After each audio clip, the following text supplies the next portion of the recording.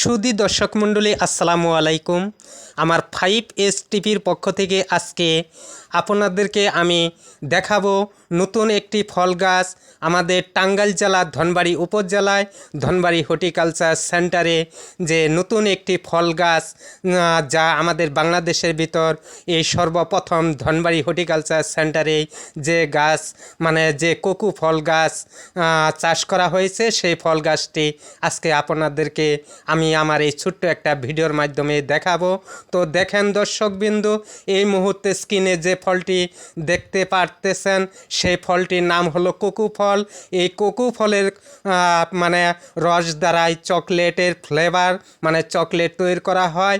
তো দর্শকবিন্দু দেখেন, যে সকল ভাইরা এখন পর্যন্ত এই কোকো ফল দেখেন নাই তারা আজকে দেখেন, আর দেখে যদি ভালো লাগে তাহলে আমার 5S টিভিতে একটা লাইক, একটা কমেন্ট, একটা সাবস্ক্রাইব করে দিয়ে পাশেই থাকবেন।